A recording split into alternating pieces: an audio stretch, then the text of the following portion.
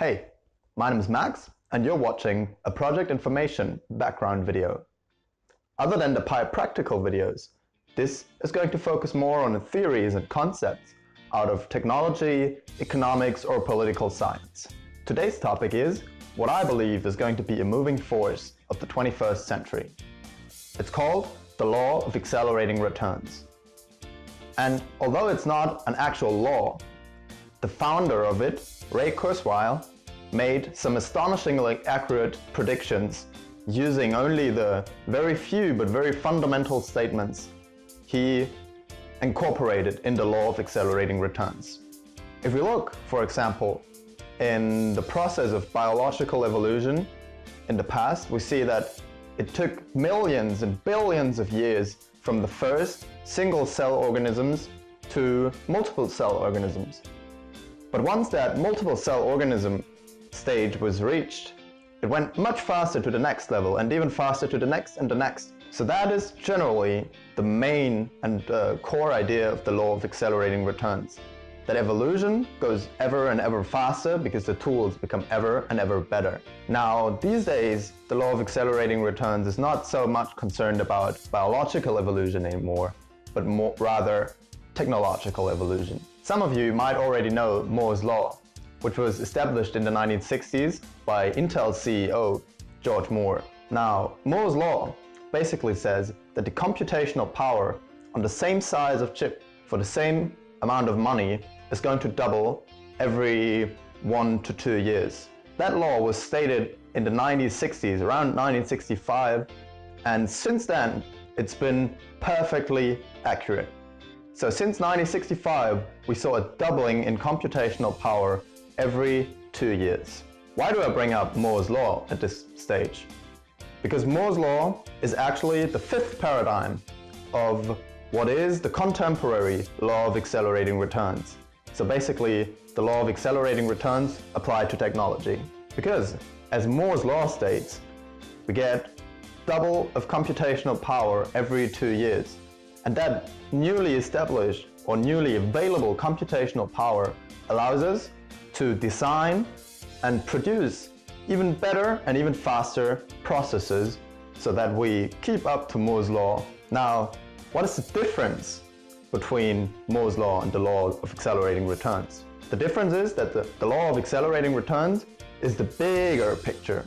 It does not only see computational power as in integrated circuits, which are the chips we use in our computers, but it comprises all technology, and it basically says whenever one paradigm, at this time it's the Moore's Law, once that paradigm runs out, so we reach the physical limits of the size we can shrink the transistors to, then the Law of Accelerating Returns states that we're going to shift into a new paradigm. So after Moore's Law, after the integrated circuits we see at the moment, there might be three-dimensional integrated circuits that kind of represent the brain and would have a huge difference in computational power compared to the two-dimensional chips we use at the moment. Or another technology that is on the verge is quantum computing, which uses quantum states to compute instead of binary states. At this point, we don't want to go too deep into the technology behind this process. More important is to realize that the development is indeed exponential, and it has been exponential since the 1960s. Now, exponential graphs have the property to start off very slow, so it might even seem linear in the beginning, but once you hit the knee in the graph, it starts kicking off much faster than anyone can imagine.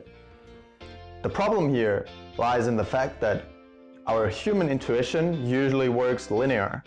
We're not used to thinking exponentially, as many examples describe. Just imagine the example of a chessboard, and you say you put 1 rice cone on the first field, 2 on the second, 4 on the third, and from then on you just double it every time, basically describing a simple exponential curve. Now, how many coins do you think you have to put on the last of the 64 fields?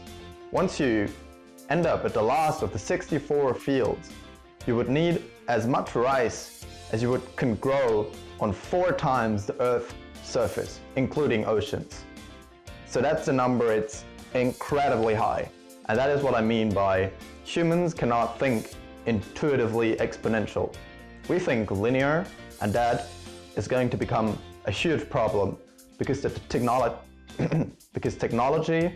develops exponential. Furthermore, current research in technology and cutting-edge science imply that we're at the moment hitting the knee in the exponential graph, which means that in the next century we will not see a century worth of technological development, but rather 20,000 years, because development is going faster and faster and faster, up to the point where we can just not catch up anymore. Whether this is going to happen or not depends on whether the law of accelerating returns will stay as consistent and as precise as it was in the last 20 years.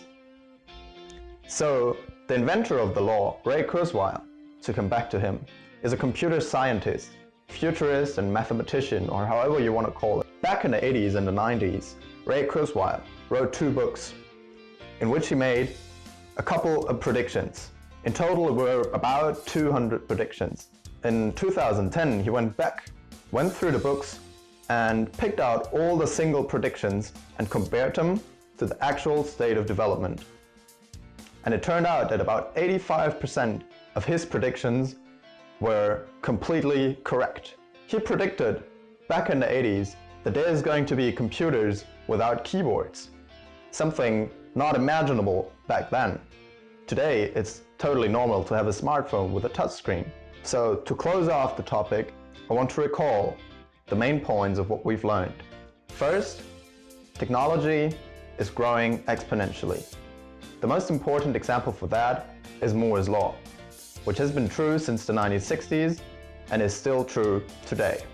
We don't know if it's going to keep up in that pace, but current research and current technology implies that it will. The second important thing, I believe, is that we are at the point where the exponential curve is about to kick off. And for mathematicians, it's no problem to plot an exponential curve.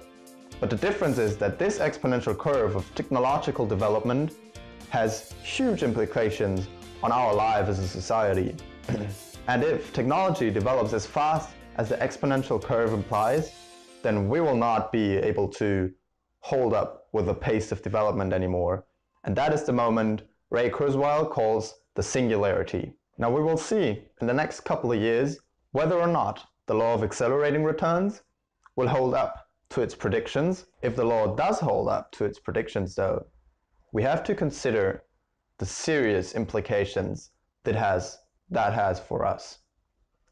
To give you a general idea, just one prediction Ray Kurzweil made for the future, as he did back in the 80s. He said that at the latest in the year 2029, consumer computers will have the computational power of a human brain. Now, imagine you have the whole power or whole processing power of your brain on your desktop. And then, just 20 years later, one single computer, according to the law of accelerating returns, will have the computational power of the whole human race. I'll leave you with that thought for now, and I hope you've learned something new at least, and as always, I hope to see you back here next time for a new video. Thank you.